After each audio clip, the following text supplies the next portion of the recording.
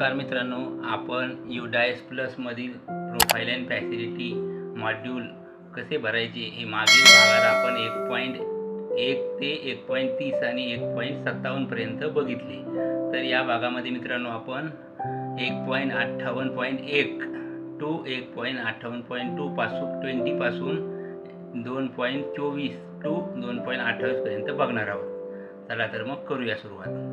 बघा 1.58 section 1B school safety and other parameters. हा भाग आपल्याला आता कसा भरायचा हे बघायचं आहे.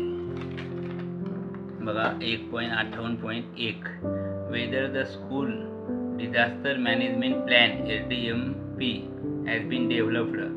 जर तुम्ही शाळा आपत्ती मॅनेजमेंट प्लॅन बनवलेला असेल तर यस करा, नसेल तर नो करा. त्यानंतर जसं की नैसर्गिक आपत्ती असते, पूर,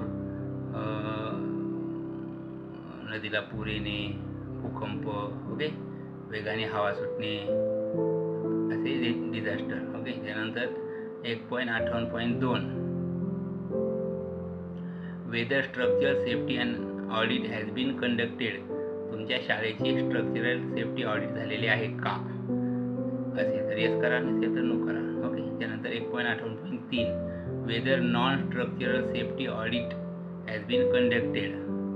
नॉन स्ट्रक्चरल ऑडिट जर झालेलं असेल तुमचे तर यस करा, नसेल तर नो करा. नॉन स्ट्रक्चरल ऑडिट म्हणजे जसं की आपल्या शाळेत जे खाते असतात बँकेचे, त्या खात्यांचं ऑडिट. ओके. त्याच्यानंतर वेदर CCTV. त्यानंतर 1.58.4 whether CCTV camera are available in school. तुमच्या शाळेत CCTV बसवलेले आहेत का, असेल तर यस, नसेल तर नो. त्याच्यानंतर 1.58.5 whether fire extinguisher are install. अग्निशमन यंत्र आहे का शाळेत बसवलेलं, असेल तर यस, नसेल तर नो. त्याच्यानंतर 1.58.6 does the school have a nodal teacher for school safety. तुमच्या शाळेत स्कूल सेफ्टीसाठी एखाद्या नोडल टीचरची नेमणूक असेल तर यस करा, नसेल तर नो करा. त्याच्यानंतर बघा 1.58.7 whether student and teacher undergo regular training in school safety and disaster preparedness. तुमच्या शाळेतील शिक्षकांचं किंवा विद्यार्थ्यांचं रेग्युलर ट्रेनिंग होते का स्कूल सेफ्टी अँड डिझास्टर प्रिपॅरेडनेसचं. होत असेल तर यस करा, नसेल तर नो करा.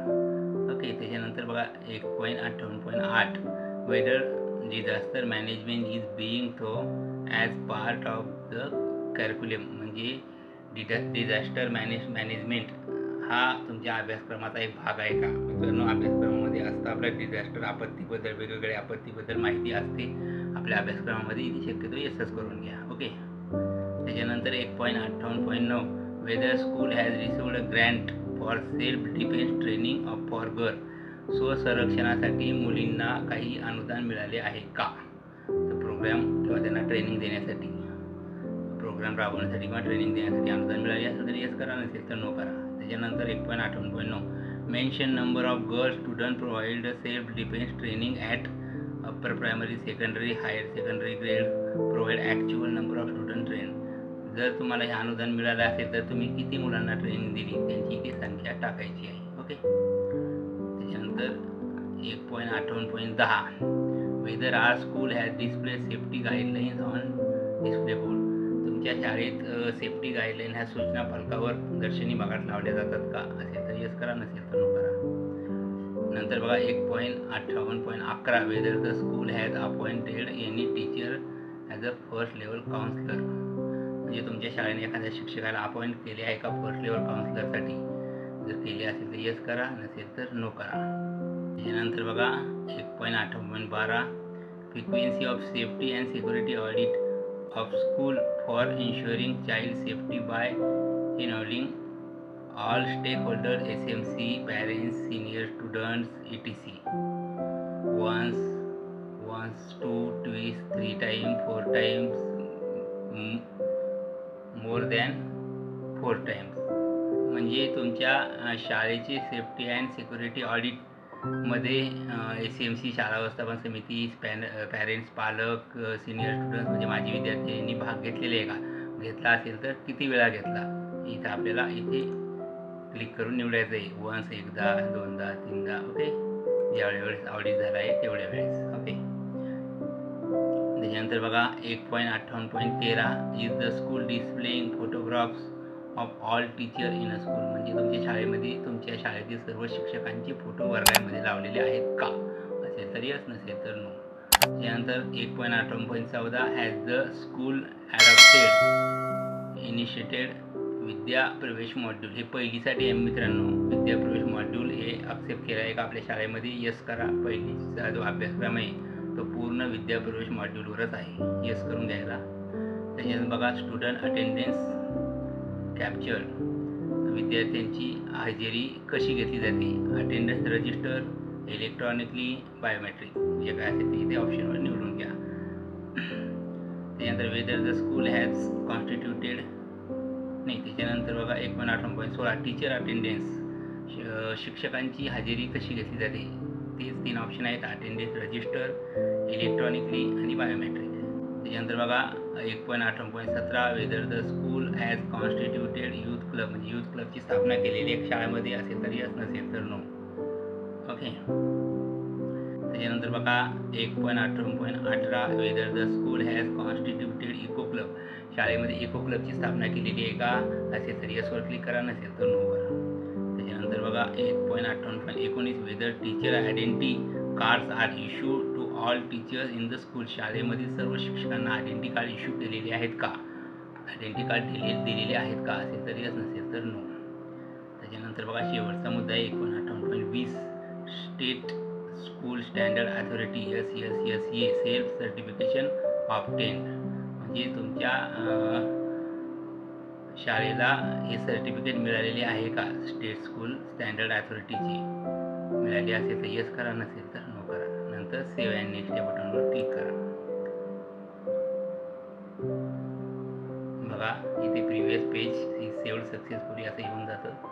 आणि जर काही बाकी असेल माहिती आपली तर होत नाही ती माहिती भरल्याशिवाय. त्याच्यानंतर बघा 1.59 टू 1.62 हा मुद्दा आपल्याला भरायचा आहे. बघा section 1C receipt and expenditure. Grand 1.59 grand received by the school and expenditure made during the previous financial year. म्हणजे मागील वर्षात किती शाळेला अनुदान मिळालं, कोणत्या प्रकारचं मिळालं आणि किती खर्च केलं ही माहिती आपल्याला या टॅबमध्ये भरायची आहे. ओके, इथे बघा ग्रँट अंडर समग्र शिक्षा. रिसिप्ट मिळाली, एक्सपेंडिचर खर्च केले. ओके, पहिलंच आहे 1.59.1 कंपोजिट स्कूल ग्रँट म्हणजे संयुक्त शाळा अनुदान. हे तुम्हाला किती मिळाले आणि किती खर्च झाले इथे नोंदवायचे. ओके, रिसिप्ट म्हणजे प्राप्त किती झाले, एक्सपेंडिचरमध्ये खर्च किती झाले. त्यानंतर लायब्ररी ग्रँट मिळाली का? त्याचप्रमाणे रिसिप्ट प्राप्त किती, खर्च किती. त्यानंतर ग्रँट ऑफ मेजर रिपेअर प्राप्त किती, खर्च किती. त्याच्यानंतर Grant of sport and physical education प्राप्त किती, खर्च किती. त्याच्यानंतर Grant of media and community mobilisation प्राप्त किती, खर्च किती. त्यानंतर Grant for training for SMC LTMC शाळा व्यवस्थापन समितीच्या ट्रेनिंगसाठी अनुदान प्राप्त किती, खर्च किती. त्यानंतर grant of training for SMC हे झालं. त्यानंतर बघा grant for support at pre school level, pre primary लेवलच्या सपोर्टसाठी काही ग्रँट मिळाले का, प्राप्त किती, खर्च किती. तर मित्रांनो झेडपी शाळांना सध्या तरी 2025मध्ये शक्यतो कंपोजिट स्कूल ग्रँटच मिळतं, बाकीचं ग्रँट मिळत नाही. Okay, financial assistance received by the school in previous year. मागील वर्षात financial assistance received by the school मागील वर्षाचे अनुदान आहे ते. ओके, बघा 1.60.1 पासून ते 1.60.4 पर्यंत. नॉन गव्हर्नमेंट ऑर्गनायझेशन NGO कडून तुम्हाला काही अनुदान प्राप्त झालं आहे का? ओके, झाला असेल तर इथे नाव टाकायचं त्यांचं किती अमाऊंट झाली. ओके, संघटनेच्या ट्रस्टचं नाव आणि अमाऊंट. त्याचप्रमाणे पब्लिक सेक्टर अंडरटेकिंगद्वारे काही अनुदान प्राप्त झालं आहे का? असेल तर यस करायचं इकडे, नंतर नाव आणि नंतर अमाऊंट. कम्युनिटीकडून काही झालं आहे का प्राप्त अनुदान? झालं असेल तर यस, नसेल तर नो. इथे झालं असेल तर नाव कोणाकडून झाले, अमाऊंट. नंतर ऑदर इतर कोणाकडून प्राप्त झाले असेल तर यस, नसेल तर नो. इतर कोणाकडून प्राप्त झाले असेल तर नाव आणि अमाऊंट. ओके, त्याच्यानंतर वरती येऊ. इथे बघा 1.61 whether school is maintaining for the following in previous academic year. मागील वर्षातील हे रजिस्टर असतात मित्रांनो. वेगवेगळ्या आपल्या शाळेमध्ये साहित्य असते ना, साहित्याच्या नोंदी असतात, जसं की नमुना नंबर 4, नमुना नंबर 5, नमुना नंबर 32, नमुना number 33. Okay. Inventory register on ICT items, म्हणजे ICT आयटम जसं की कम्प्युटर, प्रिंटर, लॅपटॉप, टॅब यांच्यासाठी रजिस्टर आहे का नोंदवण्यासाठी. ती आपल्याला साहित्य दरवर्षी वेगवेगळे प्राप्त होते किंवा खरेदी करतो आपण. रजिस्टर जर जनरली आपण नमुना नंबर 4मध्ये नोंदवतो, यस करून घ्या इथे, किंवा नमुना नंबर 32मध्ये. Inventory register for on sport equipment, खेळाचे साहित्य आपण कुठे नोंदवतो ते सुद्धा रजिस्टर असतं, नमुना नंबर 5मध्ये नोंदवतो आपण. त्यानंतर inventory register of library books, वाचनालयाचे पुस्तक आपण कुठे नोंदवतो हे सुद्धा नमुना नंबर 5मध्ये नोंदवतो, यसच करून घ्या. याची सर्वांचे रजिस्टर शाळेमध्ये असतात आणि ते आपण मेंटेन करतो. ओके. त्यानंतर बघा 1.62 total annual expenditure of school on account of following in previous academic year. ही जी इकडे बघा हे अनुदान जे प्राप्त झालं आहे ना, हे अनुदान आपण कुठे खर्च केलं आहे इथे त्याचा गोळाबेरीज आपल्याला करायची आहे. ओके. 1.62.1 ते 1.62.4 पर्यंत ही माहिती आहे. तर बघा मेंटेनन्स अँड हाऊसकीपिंगसाठी किती अनुदान तुम्ही खर्च केलं इथे ते लिहायचं आहे. त्यानंतर टीचर्स, शिक्षकांना शैक्षणिक साहित्य बनवण्यासाठी किती अनुदान खर्च केलं ते इथे लिहायचं आहे. कन्स्ट्रक्शन वर्क, तुम्ही काही बांधकाम केलं आहे का शाळामध्ये किंवा दुरुस्ती केली आहे का, त्याच्यासाठी काही अनुदान खर्च केलं आहे का हे इथे लिहायचं आहे. त्याच्यानंतर अदर असं 4 वेगवेगळ्या हेडमध्ये हे अकाउंट आपण 4 वेगवेगळ्या हेडमध्ये हे अनुदान आपण खर्च करू शकतो. ओके. याची बेरीज इथे जेवढी आहे एक्सपेंडिचरमध्ये तेवढी इथे बेरीज आली पाहिजे. ओके. चला हे टॅब भरून पूर्ण झालं आपलं. आता सेव्ह अँड नेक्स्टवर क्लिक करू. बघा इथे प्रिव्हियस पेजेस सेव्ह सक्सेसफुली येऊन गेलेलं आहे. आता बघा 2.1 ते 2.6 हे टॅब आपल्याला भरायचं आहे. पार्ट ए फिजिकल फॅसिलिटी, भौतिक सुविधा आपल्याला इथे भरायची आहे. ओके. 2.1 वापरतो status of present school building, तुमची शाळा ही कोणत्या प्रकारची आहे, गव्हर्मेंट, रेंटेड, बिल्डिंग कशी आहे, स्वतःची आहे का, हे एवढे ऑप्शन आहेत ते निवडून घ्या. Okay.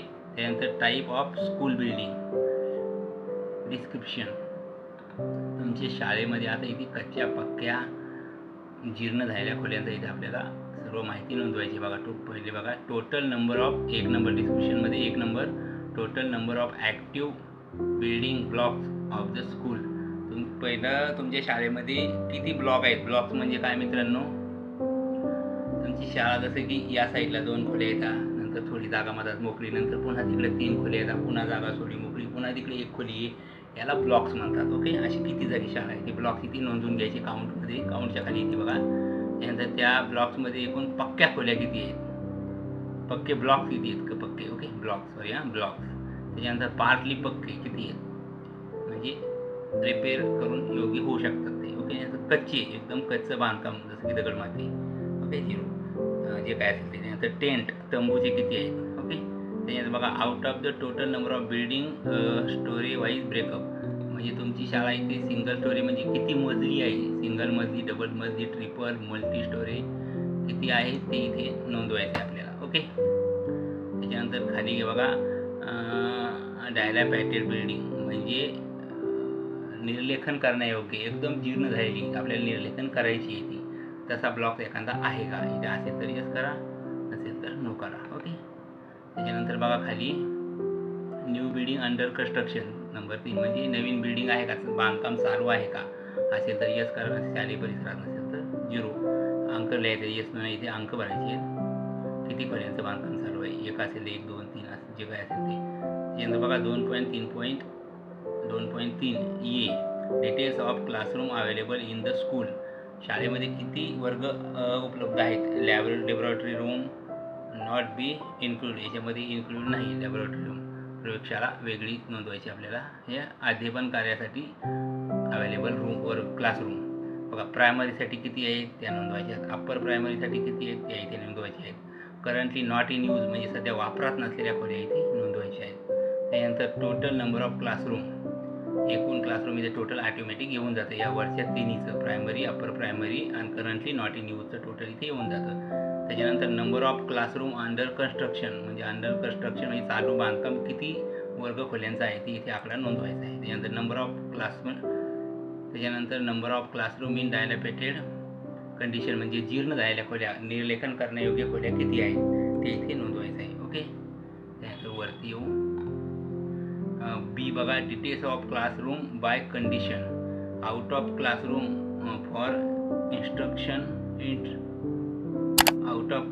For instructional purpose as per number 2.3 AI. Number of classroom by condition. Okay, आता कंडिशन, गुड कंडिशनच्या किती रूम आहेत, नीड मायनर रिपेअर म्हणजे किरकोळ दुरुस्तीच्या किती रूम आहेत, आणि मेजर रिपेअर म्हणजे मोठ्या दुरुस्तीच्या किती रूम आहेत, म्हणजे मोठी दुरुस्ती करावं लागेल. पक्क्या, एकूण पक्क्या खोली किती आहेत, 6. त्या 6पैकी नीड मायनर रिपेअरच्या किती आहेत आणि मेजर रिपेअरच्या किती आहेत, 6पैकी लिहायचे तिथे. ओके, टाईप करायच्या. त्यानंतर पार्टली पक्का म्हणजे पक्क्या आहेत पण त्यांना रिपेअरची गरज आहे, अशा किती आहेत. ओके, ही संख्या त्याची लिहायची आहे. त्याच्यानंतर कच्च्या, एकदम कच्च्या बांधकाम जसं की दगड माती, वीट माती, अशा रूम किती आहेत. त्यानंतर टेंट म्हणजे तंबू, कपड्याच्या तंबूच्यासारख्या रूम किती आहेत ते नोंदवायचे आहेत. ओके, त्याच्यानंतर टाईप ऑफ बाउंड्री वॉल म्हणजे तुमच्या शाळेला जे कंपाऊंड आहे ना ते इथे क्लिक करून नोंदवायचं आहे आपल्याला. बघा, पक्का आहे का, पक्का बस ब्रोकन, बारबेड वायर, जसं की तारांचं जे काही प्रकार असेल ते इथे क्लिक करून निवडायचं आहे. ओके, त्याच्यानंतर बघा 2.5A, whether electricity connection is available in the school. शाळेत वीज कनेक्शन आहे का, असेल तर यस, नसेल तर नो. आणि तिसरं पण ऑप्शन आहे इथे, यस बट नॉट फंक्शनल, म्हणजे आहे पण बिल थकल्यामुळे कट केलेलं आहे, तर हे तिसरं ऑप्शन निवडायचं. Okay, if electricity is available in the school असेल तर इथे आपल्या शाळेत वीज कनेक्शन असेल तर बघा इथे 1 ते 3 मुद्द्यांची माहिती नोंदवायची आहे. Number of classroom having fan, तुमच्या किती वर्गखोल्यामध्ये फॅन आहेत, किती फॅन आहेत. Number of classroom having AC, किती वर्गखोल्यामध्ये AC लावलेली आहे. त्याच्यानंतर बघा number 3, number of classroom having heaters blowers, म्हणजे ते टॉयलेटमध्ये बाथरूममध्ये असते बघा, त्याच्याखाली हात घातला की गरम हवा आहे, ते हात आपले पुसण्याची गरज पडत नाही, टॉयलला वाळून जातं ॲटोमॅटिक, ते आहेत का. ओके, त्यानंतर बघा B, whether solar panel is available in the school, शाळेत सोलर पॅनल लावलेला आहे का, असेल तर येस करा, नसेल तर नो करा. आहे पण बंद आहे तर 3 करा, 3 ऑप्शनला क्लिक करा. ओके, त्यानंतर 2.6 detail of room other than classroom, म्हणजे क्लास वर्ग खोल्या व्यतिरिक्त आपल्याला आता रूमची माहिती द्यायची आहे. त्यानंतर बघा A, number of total other room, वर्ग खोल्या व्यतिरिक्त किती रूम आहेत, जसं की मुख्याध्यापकांची खोली असते, स्टाफ रूम असते, ओके, स्टोरेज रूम असते, त्या एकूण खोल्यांची इथे माहिती द्यायची आहे वर्ग खोल्या व्यतिरिक्त. ओके, त्यानंतर बी बघा, mark available room out of other room mentioned 2.6, separate room for head of school, head teacher, principal, मुख्याध्यापकांसाठी सेपरेट रूम आहे का, असेल तर यस करा, नसेल तर no. Separate room for library, वाचनालयासाठी स्पेशल रूम आहे का, यस नो करून घ्या, जसं आहे तसं. Separate room for assistant head teacher, vice principal, उपमुख्याध्यापक किंवा प्रिन्सिपलसाठी रूम आहे का सेपरेट, ओके, यस नो करून घ्या जे असेल ते. त्यानंतर बघा 4 number, separate common room for girl, मुलींसाठी सेपरेट कॉमन रूम आहे का, असेल तर यस, नसेल तर नो. त्यानंतर बघा स्टाफ रूम फॉर टीचर, शिक्षकांसाठी स्टाफ रूम आहे का, असेल तर यस, नसेल तर नो. त्याच्यानंतर बघा को curriculum activity room, art and craft room, मुलांना जसं की चित्रकला, कार्यानुभव याविषयी काही प्रकल्प पूर्ण करण्यासाठी रूम आहे का सेपरेट, असेल तर यस करा, नसेल तर नो करा. त्याच्यानंतर बघा 7 number, number of laboratory rooms including computer labs, म्हणजे लॅबोरेटरी म्हणजे प्रयोगशाळा, कम्प्युटर लॅब आहे का, किती रूम आहेत ती संख्या नोंदवायची आहे, नसेल तर 0 करा. आता हे टॅब भरून पूर्ण झाले, सेव्ह अँड नेक्स्ट या बटनवर क्लिक करा. बघा previous page is saved successfully येऊन गेलेलं आहे, उजवीकडे वरच्या कोपऱ्यात येतं ते. त्याच्यानंतर बघा 2.7 to 2.19 टॉयलेट फॅसिलिटी, इथे आपल्याला टॉयलेट फॅसिलिटी आता माहिती नोंदवायची आहे. 2.7 does the school have toilet urinal, okay. If yes then fill following details. जर असतील टॉयलेट आणि युरिनल तर खालील माहिती आपल्याला फिल करायची आहे. ओके. बघा इथे आता डिटेल्स ऑफ टॉयलेट. इथे एकूण 1 2 3 4 कॉलम्सची माहिती आहे उपलब्ध. आपल्याला भरायची इथे 2 कॉलममध्ये. पहिला आहे सिरियल नंबर, दुसरा आहे डिस्क्रिप्शन आणि तिसरा आहे बॉईज आणि गर्ल्सचा. तर पहिला काय आहे बघा, टोटल टॉयलेट, फंक्शनल टॉयलेट म्हणजे कार्यरत आणि किती टॉयलेटमध्ये पाणी उपलब्ध आहे. त्याचप्रमाणे मुलींच्या सुद्धा टोटल टॉयलेट किती आहेत, फंक्शनल टॉयलेट किती आहेत आणि रनिंग त्या किती टॉयलेटमध्ये पाणी, नळाचं पाणी उपलब्ध आहे. तर हे जे टॉयलेट आहे मित्रांनो 1 नंबरचे हे अपंग मुलांना वगळून आहेत, इतर मुलांसाठी. ओके. त्याच्यानंतर बघा खाली बघा number of CWSN friendly toilet seat म्हणजे कमोड टॉयलेट किती उपलब्ध, मुलांसाठी किती उपलब्ध आहेत, फंक्शनल किती आहेत, किती टॉयलेटमध्ये नळाचं पाणी उपलब्ध आहे. त्याचप्रमाणे अपंग मुलीसाठी किती टॉयलेट आहेत, किती फंक्शनल आहेत आणि किती टॉयलेटमध्ये नळाचं पाणी उपलब्ध आहे. ओके. त्याची बेरीज इथे ॲटोमॅटिक येऊन जाते खाली. Total number of toilet seats including CWSN friendly toilet. Okay. त्याच्यानंतर बघा डिटेल्स ऑफ युरिनल. लघवी करण्यासाठी मुलांना आणि मुलींना किती युरिनल पॉट उपलब्ध आहेत त्याची इथे माहिती आहे बघा. किती आहेत, फंक्शनल किती आहेत, पाणी कितीमध्ये उपलब्ध आहे, किती आहेत, फंक्शनल किती आहेत, पाणी कितीमध्ये उपलब्ध आहे. त्याच्यानंतर बघा डेफिनेशन ऑफ फंक्शनल टॉयलेट म्हणजे चालू टॉयलेटची व्याख्या कशी केली आहे गव्हर्नमेंटने.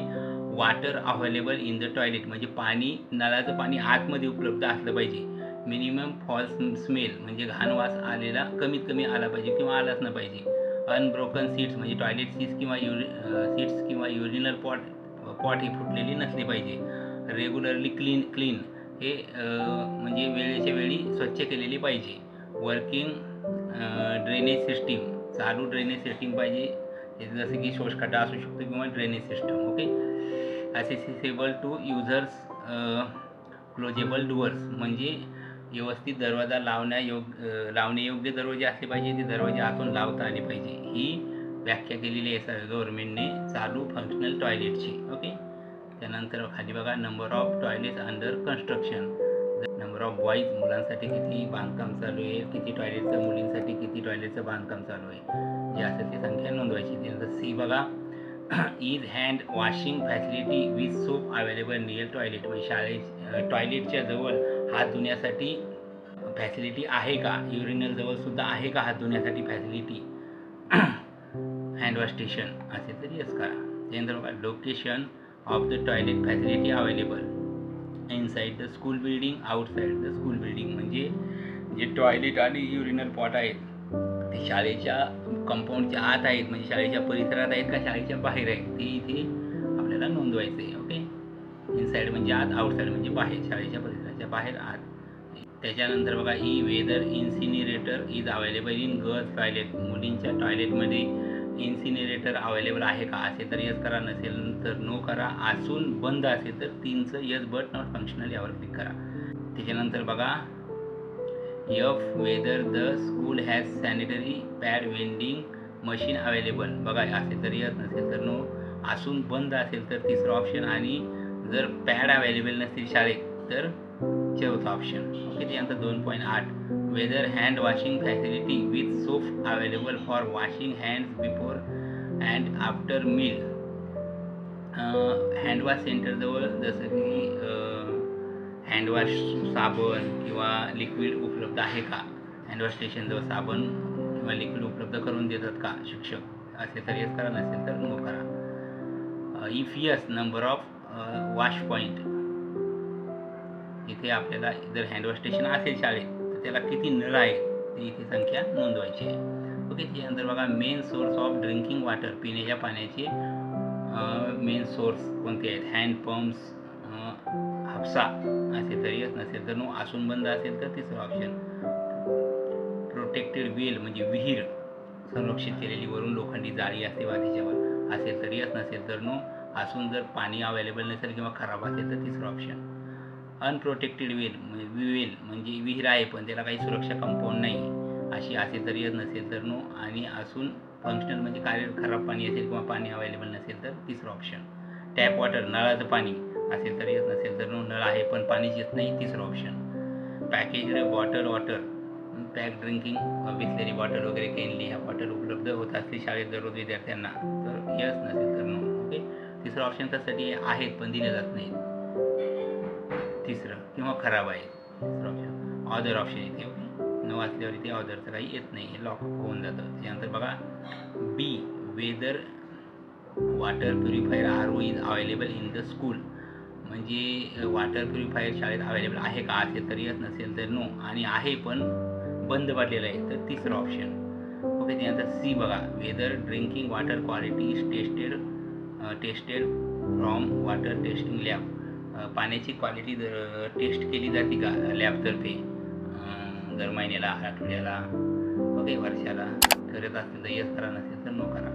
Does the school has previous for rain water harvesting. शाळेमध्ये तुमच्या रेन वॉटर हार्वेस्टिंग म्हणजे शाळेच्या स्लॅबवरचं पाणी पाईपनी एका जागी जमा करून खड्ड्यात सोडलेलं आहे का, असेल तर यस, नसेल तर नो. आणि तिसरं ऑप्शन आहे पण पाईप फुटलेले आहेत, फंक्शनल नाही, तर तिसरं ऑप्शन नोंदवायचं ओके. वरती माझा 2.11 weather the school has library facility, book bank, reading corner okay. हे सगळं ऑब्लिक आहे ओके. यापैकी काय अवेलेबल आहे शाळेत असेल तर बघू आपण कसं नोंदवायची माहिती. Facilities library, book bank, reading corner. Availability आहे का शाळेत, असेल तर यस करा, नसेल तर नो करा. आणि टोटल नंबर ऑफ बुक्स लायब्ररीमध्ये किती आहेत, बुक बँकमध्ये किती आहेत, आणि रीडिंग कॉर्नरला किती पुस्तकं उपलब्ध आहेत. इकडे यस केलं तर हे इकडे आपल्याला संख्या नोंदवता येते, नो जर केलं संख्या नोंदवता येत नाही ओके. त्याच्यानंतर बघा B, does the school have full time librarian. शाळेत पूर्ण वेळ लायब्रेरियन उपलब्ध आहे का, असेल तर यस, नसेल तर नो. त्याच्यानंतर बघा does the school subscribe to newspaper magazine. शाळेला वर्तमानपत्र किंवा मॅगझिन येतात का, लावलेले आहेत का, असेल तर यस, नसेल तर नो करा. त्याच्यानंतर बघा number of times library books have bin broad read by children. मुलांकडून किती वेळा पुस्तकं उधार नेली वाचण्यासाठी किंवा घेऊन गेले मुलं, किती संख्या, मुलांची संख्या इथे नोंदवायची आपल्याला, किती मुलांनी नेली. त्यानंतर बघा 2.12 approximate land area of the school. इथे आपल्याला शाळेचं क्षेत्रफळ टाकायचं आहे. हे क्षेत्रफळ मित्रांनो आपण स्क्वेअर मीटरमध्ये, स्क्वेअर फीटमध्ये, स्क्वेअर यार्डमध्ये टाकू शकतो. जसं की 15,000 स्क्वेअर फीट ओके. जे काय असेल ते पूर्ण शाळेचे इन्क्लुडिंग ग्राउंड पकडून पूर्ण शाळेचं क्षेत्रफळ इथे आपल्याला नोंदवायचं आहे. त्याच्यानंतर बघा मित्रांनो, whether land is available for expansion of school facility. शाळेमध्ये पुन्हा जमीन अवेलेबल आहे का, शाळेच्या वेगवेगळ्या फॅसिलिटी राबवायसाठी किंवा पुन्हा नवीन बिल्डिंग बांधण्यासाठी, ग्राउंड तयार करण्यासाठी ओके, पुन्हा जमीन आहे का, असेल तर यस करा, नसेल तर नो करा. त्याच्यानंतर इफ यस, जमीन उपलब्ध असेल, वेदर हॉरिझॉन्टल अँड व्हर्टिकल.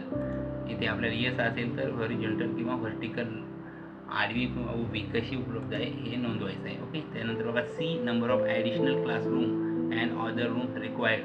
तुम्हाला पुन्हा वर्ग खोल्या किंवा इतर खोल्या, की प्रयोगशाळेसाठी, कम्प्युटर लॅबसाठी किंवा मुलांना शिकवण्यासाठी खोल्या आवश्यक आहेत का, ती संख्या इथे नोंदवायची आहे. त्याच्यानंतर बघा whether playground facility is available in the school. Ground आहे का शाळेत, यस करा, असेल तर यस, नसेल तर नो. त्याच्यानंतर बघा इफ यस, जर तुमच्या शाळेत ग्राउंड असेल तर त्याचं आपल्याला इथे क्षेत्रफळ टाकायचं आहे ओके. तुम्ही ते स्क्वेअर मीटरमध्ये टाकू शकता किंवा स्क्वेअर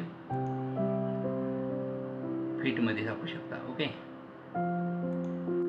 त्याच्यानंतर बघा इफ नो, शाळेत जर प्लेग्राऊंड नसेल, whether school has made adequate arrangement for children to play outdoor game and other physical activity in and adjoining playground municipal park. म्हणजे जर ग्राउंड नसेल तर मग तुम्ही ग्रामपंचायत, जसं की नगरपालिका यांच्या ग्राउंडचा वापर करता का, किंवा त्यांनी तुम्हाला काही सुविधा उपलब्ध करून दिली का. इथे यस नो कधी येतं आहे, तुम्ही जर ग्राउंड नाही लिहिलं, इथे नो केलं बघा, तर इथे यस नो ऑप्शन उपलब्ध होते आपल्याला, अनफ्रीज होतं आहे. जर इथे यस केलं तर हे लॉक होऊन जातं ओके. त्यानंतर खाली बघू 2.14 whether health checkup of student was conducted in previous academic year. मागच्या वर्षी शाळेतील विद्यार्थ्यांची आरोग्य तपासणी झाली होती का, असेल तर यस, नसेल तर नो. जर झाली असेल तर बघा total number of health checkups conducted in the school during last session. किती वेळा झाली होती ती संख्या लिहायची आपल्याला. त्याच्यानंतर बघा 2 नंबर 2.14 ए मध्ये 2 number health checkup parameters carried out. Height तपासली गेली का, तेव्हा वजन तपासले गेले का, डोळे तपासले गेले का, दात तपासले गेले का, घसा तपासला गेला का. ओके. त्यानंतर बघा B deworming tablet given to children. तुम्ही टी वॉर्मिंग टॅबलेट मुलांना दिले आहेत का, किती वेळा दिल्या, इथे ऑप्शन निवडायचा आहे. पार्टली 1 डोस, शक्यतो 1 डोस देतो जिल्हा परिषदेमध्ये. त्याच्यानंतर बघा iron and folic acid tablet given to children as per guidelines of WCD. या WCDच्या गाईडलाईननुसार आयर्न अँड फॉलिक ॲसिडच्या गोळ्या दिलेल्या आहेत का विद्यार्थ्यांना. ओके. त्याच्यानंतर whether school maintains annual health record.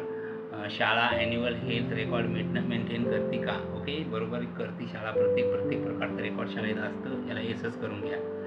त्यानंतर बघा is thermal scanner available in the school. शाळेत थर्मल स्कॅनर आहेत का. जेव्हा कोरोना काळात असं आपल्या कपाळाला लावून चेक करत जाईल ताप आहे का नाही, ते स्कॅनर इथे असते शाळेत, तर येस करा, नसेल तर नो करा. फर्स्ट एड फॅसिलिटी शाळेत आहे का. प्रथम उपचार पेटी असेल, शक्यतो असतील, येस करून घ्या. त्याच्यानंतर इसेन्शियल मेडिसिन शाळेत आहे का. आपत्कालीन गोळ्या जसं की उलट्यावणे, पोटदुखणे, संडास लागणे अशा प्रकारच्या गोळ्या आहेत का शाळेत उपलब्ध. मेडिसिन, गोळ्या, मलम, जखम झाल्यावर असे प्रथमच्या पेटी असते, म्हणजे हे असतंच, येसच करून घ्यायला.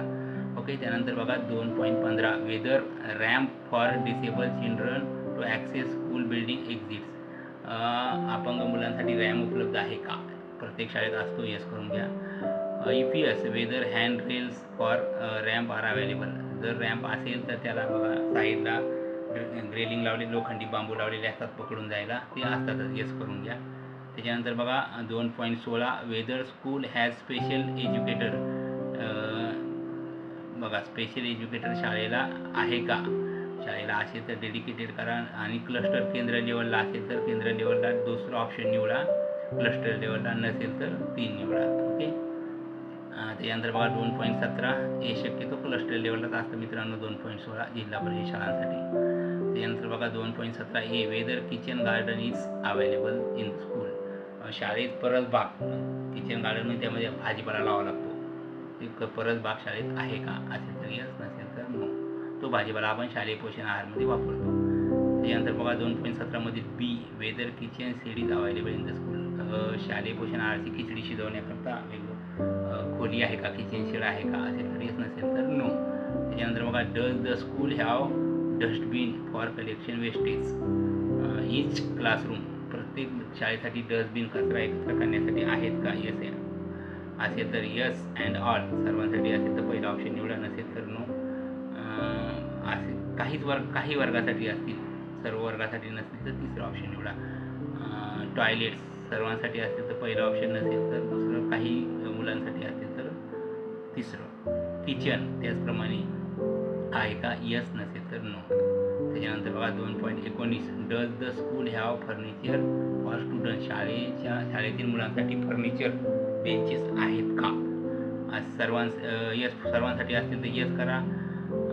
थोड्या मुलांसाठी असतील तर दुसरा ऑप्शन निवडा, पार्टली.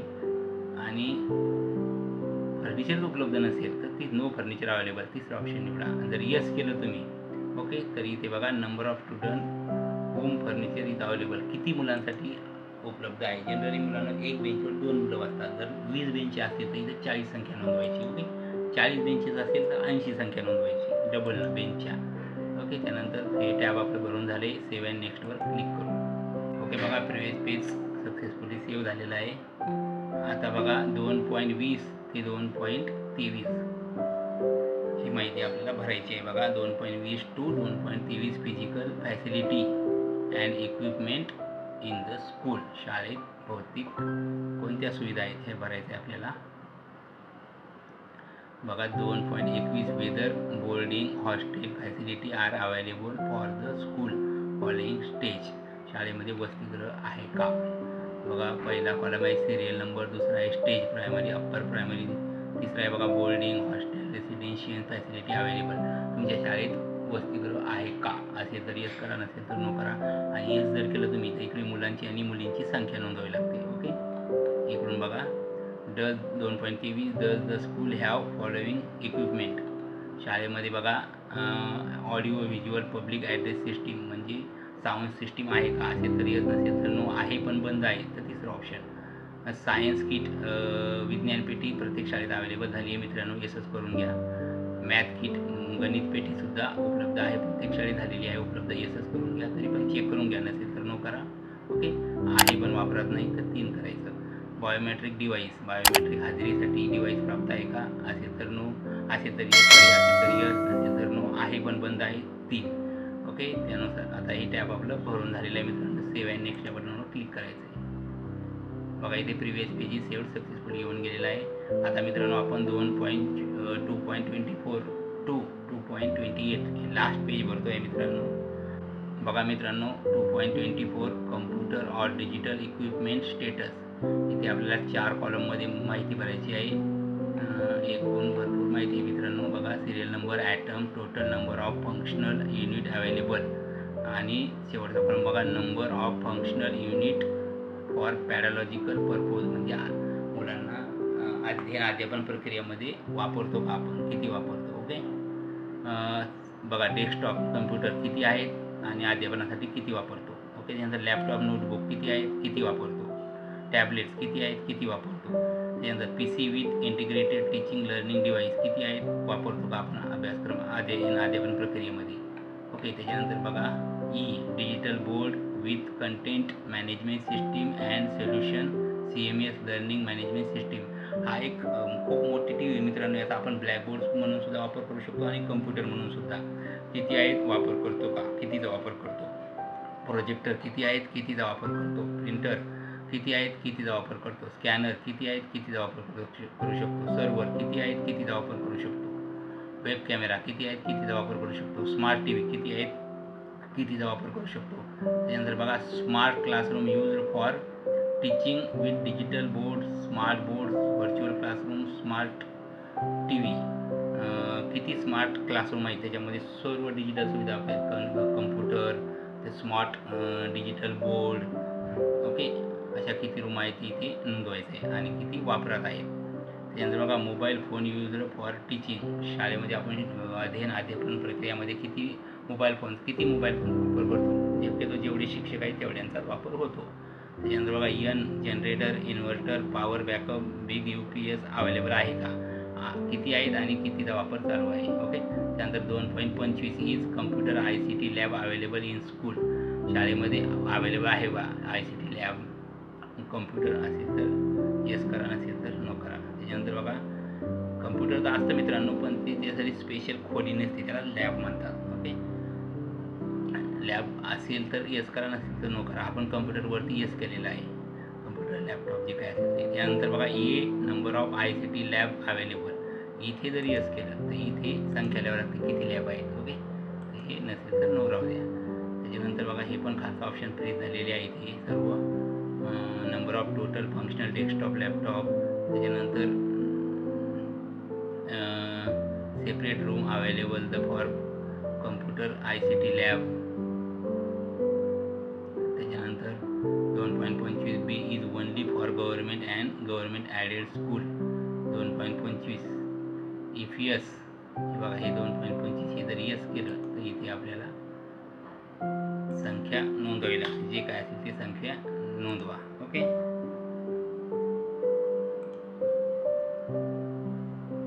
त्याच्यानंतर बघा B is the ICT lab available in the school under समग्र शिक्षा. ICT लॅब अंडर म्हणजे समग्र शिक्षा अभियानांतर्गत आहे का तुमच्या शाळेत, असेल तर येस, नसेल तर नो करा.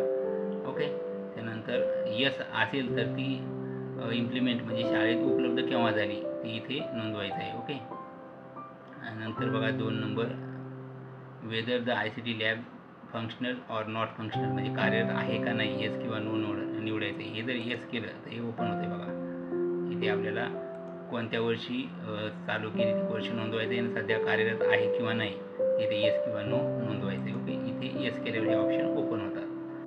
त्याच्यानंतर बघा which model is implemented in the school. हे जर इकडे जर येस केलं लॅब अवेलेबल तर हे ऑप्शन ओपन होतं. त्याच्यानंतर हे चौथं ऑप्शनसुद्धा type of ICT instructor in the school, हे सुद्धा लॉक आहे इकडे. नो केल्यामुळे. ओके, याप्रमाणे मित्रांनो आपली डावी साईड भरून झाली. आता बघा उजव्या साईडला 2.26 does the school have internet facility. शाळेत इंटरनेट उपलब्ध आहे का असेल तर यस, नसेल तर नो. इंटरनेट प्रत्येक शाळेत असतं मित्रांनो, मोबाईल इंटरनेट अवेलेबल असतं. यस करायला आणि यस केलं की बघा खाली AB 2मध्ये भरावं लागतात. Type of internet facility available in the school. हे बघा इथे आहे ऑप्शन मोबाईल फोन इंटरनेट, भरपूर आहेत. ब्रॉडबँड भरपूर आहेत. जे कोणतं नेट अवेलेबल असेल इंटरनेट त्यावर ओके करा. त्यानंतर बी बघा is access to internet facility used the pedagogical purpose. म्हणजे अध्ययन प्रक्रियामध्ये इंटरनेटचा वापर करता का. येस करून घ्या. आपण वापर करतो स्मार्ट TVच्या माध्यमातून, कम्प्युटरच्या माध्यमातून. त्याच्यानंतर बघा 2.27 does the school have the following facility. बघा शाळेमध्ये आपल्याला खालील फॅसिलिटी उपलब्ध आहेत का याची माहिती नोंदवायची. बघा एकूण 3 कॉलम आहेत. Serial number, equipment facility, equipment oblique facility, availability. Yes no. बघा पहिलं बघा ये whether ICT based tools are being used for teaching. म्हणजे ICT बेस्ड म्हणजे मित्रांनो स्मार्ट TV, मोबाईल, कम्प्युटर हे आपण टीचिंगमध्ये वापरतो का. येस करून घ्या. त्याच्यानंतर बघा access to content, digital content resource at school. Digital content वापरतो मित्रांनो आपण, जसं की स्मार्ट TVमध्ये आपण डिजिटल कंटेंट वापरतो. व्हिडिओज, वेगवेगळ्या कविताचे व्हिडिओज, ओके, पाठाचे व्हिडिओ आपण डिजिटल कंटेंट असतात ते वापरतो आपण. त्यानंतर सी बघा assistive tech based solution for CWSN. अपंग मुलांसाठी काही असिस्टिव्ह काही वापर करतो का. करत असाल तर येस करा, नसेल तर नो करा. त्यानंतर बघा access to DTH TV channel. तुमच्याकडे DTH उपलब्ध आहे का. TV चॅनल भरपूर TV चॅनल असतात DTHवर, ते उपलब्ध आहे का असेल तर येस करा, नसेल तर नो करा. 2.28 बघा आता does the school have digital library. Digital library आहे का. मित्रांनो कम्प्युटरमध्ये PDF स्वरूपात पुस्तकं उपलब्ध पाहिजे, त्याला डिजिटल लायब्ररी आपण म्हणू शकतो. असेल तर येस करा, नसेल तर नो करा. त्यानंतर बघा इफ यस असेल तर बघा number of books content available. इथे त्या पुस्तकांची आपल्याला संख्या नोंदवायची. PDF स्वरूपात, सॉफ्ट कॉपी स्वरूपात किती पुस्तकं उपलब्ध आहे त्यांची इथे यस केल्यावर बघा इथे यस केलं नाही ओपन बघा इथे संख्या नोंदवायची असते. त्यानंतर बघा हे टॅब आपलं भरून पूर्ण झालेलं आहे आणि शेवटचं टॅब होतं बघा. आता यावर सेव्हवर क्लिक करा. बघा successful ICT and digital integrative update successfully. हे टॅब आपलं भरून पूर्ण झालेलं आहे. आता आपण बॅक टू डॅशबोर्डवर यावर क्लिक करा. बघा मित्रांनो डॅशबोर्डवर आल्यावर आपल्याला अशा प्रकारची स्क्रीन दिसते. बघा इकडे ॲकॅडमिक इयर 2025-26 जे कोणते असेल ते. त्यानंतर सर्टिफिकेशन डाटा स्नॅपशॉट. त्याच्यानंतर ओव्हरऑल स्टेटस कम्प्लिटेड. त्याच्यानंतर सर्टिफाईड स्टेटस नॉट कम्प्लिटेड. त्यानंतर डाटा एंट्री ॲक्टिव्ह. बघा हे नॉट सर्टिफाईड का दिसते, आपण अजून सर्टिफाईड डाटा केलेला नाही. ते आपल्याला वरून सूचना येतात BRC कडून, तेव्हा हे सर्टिफाईड म्हणजे फायनलाइज करावे लागते. बघा मित्रांनो ओव्हरऑल स्टेटस नॉट कम्प्लिटेड आले असेल तर इकडे बघा टॅब चेक करायचे सर्व. इकडे बघा ह्या स्टेटसच्या खाली उजव्या हाताला इथे सर्व टॅब जर कम्प्लिटेड असतील बघा या तर ते इथे कम्प्लिटेड येऊन जातं. शक्यतो मित्रांनो पहिली टॅब आपण डायरेक्ट नेक्स्ट करतो. तुम्हाला दाखवतो मी 1.1 ते 1.30. बघा हे बघा नेक्स्ट करायचं नाही, मी चुकून मगाशी तुम्हाला नेक्स्ट करायचं सांगितलं होतं. अगोदर मार्क ॲज कंप्लीट करायचं. मार्क ॲज कंप्लीटवर बघा मार्क आणि नंतर नेक्स्टवर क्लिक करायचं. ओके, त्यानंतर आपण डॅशबोर्डवर येऊन आपल्याला बघा डॅशबोर्डवर अशा प्रकारची माहिती दिसते सर्व. ओव्हरऑल स्टेटस कम्प्लिटेड म्हणजे आपला प्रोफाईल अँड फॅसिलिटी ही जी टॅब आहे मॉड्यूल आहे UDAS प्लसवरील हे भरून पूर्ण झालेलं आहे. ओके मित्रांनो व्हिडिओ आवडल्यास प्लीज चॅनलला जय गुरु शंकर चॅनलला सबस्क्राईब करा, व्हिडिओला लाईक करा, कॉमेंट करत जा मित्रांनो प्लीज.